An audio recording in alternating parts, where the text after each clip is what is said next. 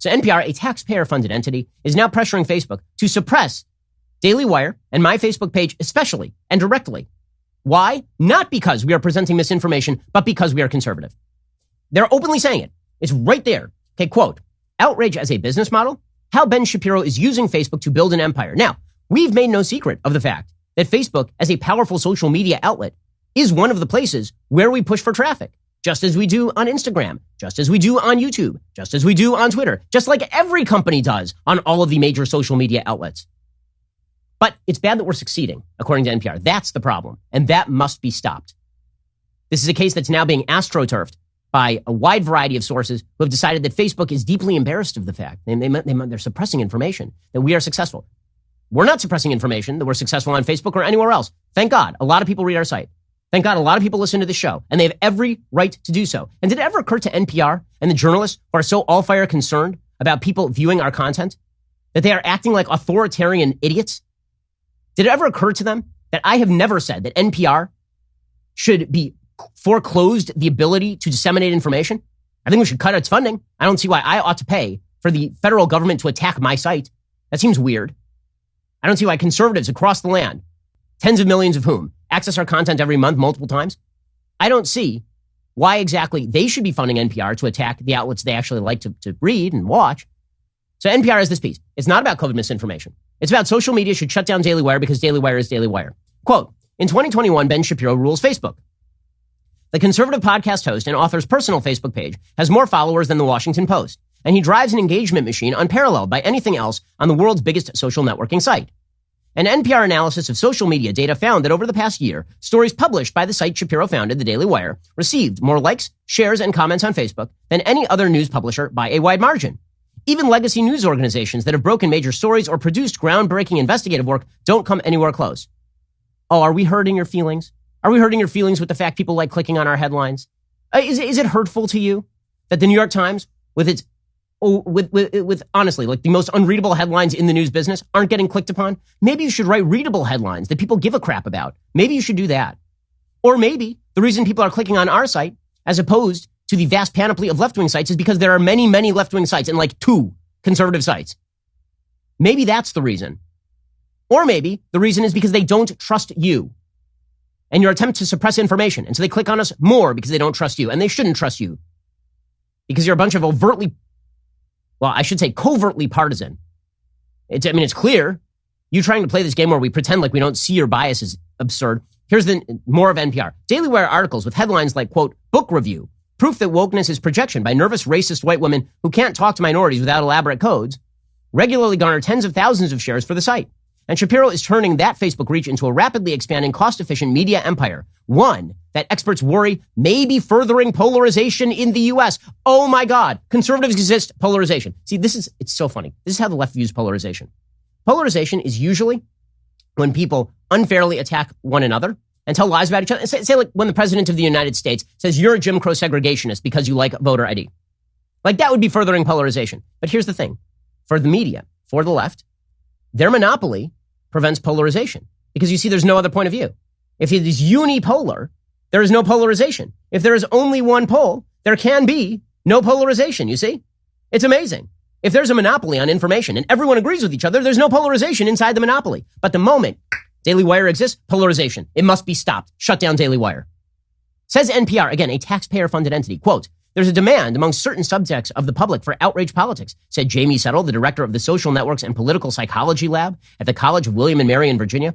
This happens on both the left and right, but the people who do this on the right have just found a lot more successful ways of doing. Have we? Because Joe Biden won 80 million votes on the basis that everyone who had disagreed with him was a threat to democracy, and he's still saying it. The Daily Wire did not respond to interview requests from NPR for this story. Yeah, you know why? Because that's why. You think I don't know your agenda before you start this crap?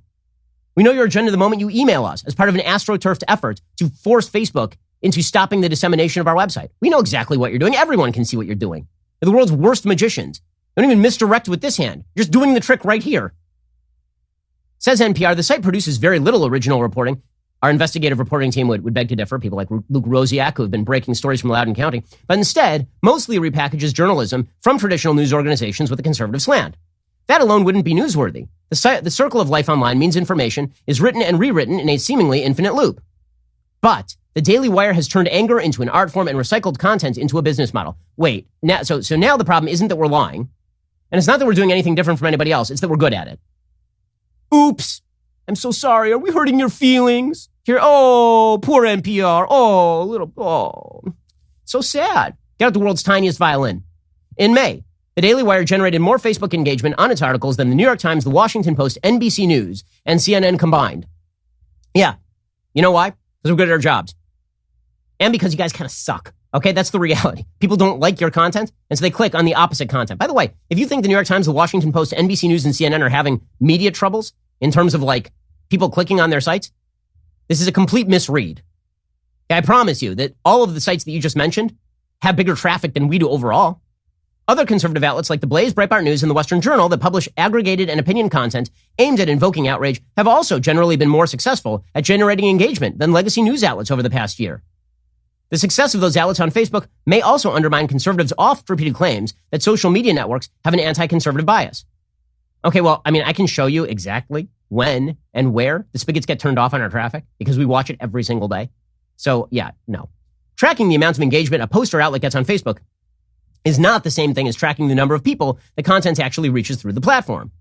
In October, Facebook released data showing that the sort of conservative clickbait that performs well in engagement metrics was not actually being seen by as many people as articles from the more mainstream news outlets. Okay, so in other words, they're now complaining that people click on our headlines but don't read through to the story. So they're basically now admitting that they still get more traffic than we do. But we're still bad because we exist. The Daily Wire is clearly successful. Well, thanks. We appreciate it. The company is growing and profitable, according to CEO Jeremy Boring, who told Axios earlier this year the company plans to expand more into entertainment and further build out the Daily Wire's smartphone app. While other publications have seen their engagement numbers for Facebook fall off this year, the Daily Wire has stayed fairly constant, according to NPR's analysis. I'm depressed by it, but I'm not that surprised, said Settle. This has everything to do with the psychology of news consumers and the broader issues with polarization in American culture. See, again, the problem is polarization is caused by us existing. This entire article is just we exist. Daily Wire exists and people read it. Polarization! Maybe it's polarizing that you want to shut us down. Maybe that's the polarizing aspect of American politics these days. Again, for the 1,000th time, I have not called for NPR's informational distribution to be shut down. I've done so with regard to no other media outlet. But I'm noticing a lot of people from these media outlets want me shut down. Weird how that works. The articles the Daily Wire publishes don't normally include falsehoods. And the site says it's committed to truthful, accurate, and ethical reporting. But, as Settle explains, by only covering specific stories that bolster the conservative agenda, like negative stories about socialist countries and polarizing stories about race and sexuality issues, and only including certain facts, readers still come away from the Daily Wire's content with the impression Republican politicians can do little wrong and cancel culture is among the nation's greatest threats. So in other words, again, this is NPR saying you're conservative, so you're bad. They admit that we are not saying anything false. They're just angry that we're conservative. By the way, the New York Times only covers specific stories that bolster their narrative. They only tell you specific facts that bolster their narrative in the same way we do. The difference is we're honest and they're liars. They'll tell you they're objective and we're conservative. Get over it. An NPR review of stories on the Daily Wire about the COVID-19 pandemic over the past 2 months found numerous stories about potential side effects from COVID, but none that portrayed the scientifically demonstrated efficacy of the vaccines or which focused explicitly on the hesitancy that has slowed the U.S. rollout. Wait, hold up a second. You're saying that we are anti-vax? Are you insane? Are you crazy? Listen to a single moment of this show. Okay, the site routinely talks about the efficacy of the vaccines. We do this all the time.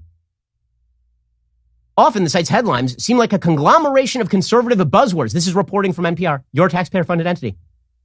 CNN medical experts urges we must make life hard for unvaccinated. Test them twice weekly. There's nothing false about that headline. They tend not to provide much context for the information they're providing, said Settle. If you've stripped away enough context, any piece of truth can become a piece of misinformation. There it is right there, right? Everything is misinformation because we don't like how you are telling it. It's true, but we don't like it. It's misinformation. This piece is a masterclass in the kind of suppression the left wishes to use in social media to shut down your ability to access information. This is authoritarian bull. Pushed by your taxpayer dollars, apparently. It's just incredible. So we're bad.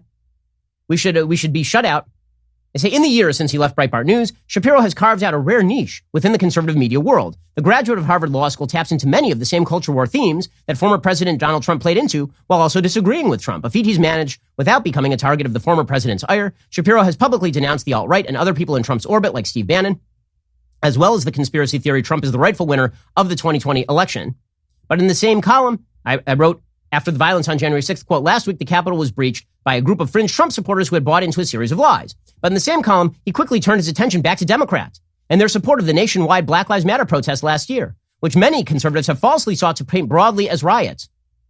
He's been widely condemned for anti-LGBT comments. Oh my God, wow. So again, I'm conservative. This means I'm bad. I'm terrible. And then they quote a bunch of people who don't like me. Incredible.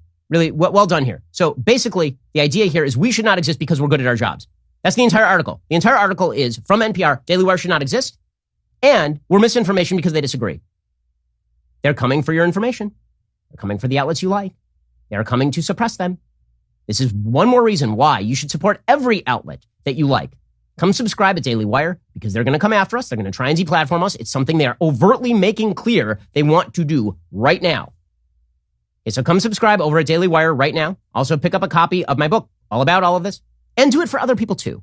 If you like The Blaze, go subscribe at The Blaze. If you like Fox Nation, go subscribe at Fox Nation. Seriously, you need to subscribe to the services you like because the left is going to try to take them away. They're going to try to take neutral service providers like Facebook and destroy them if they don't become overt tools of the left. That's the goal. It's despicable. It's authoritarian. It's polarizing. It's going to destroy the country. They are responsible for the polarization. They are responsible for tearing all of this apart. They are responsible for shutting down any sort of rational, realistic, or decent debate on these issues. And then they proclaim that they're in favor of American unity and truth. Yeah, bull. How's this for a title? Ben Shapiro Show subscriber destroys like button with clicks and logic. I'd watch that. Make it happen, gang.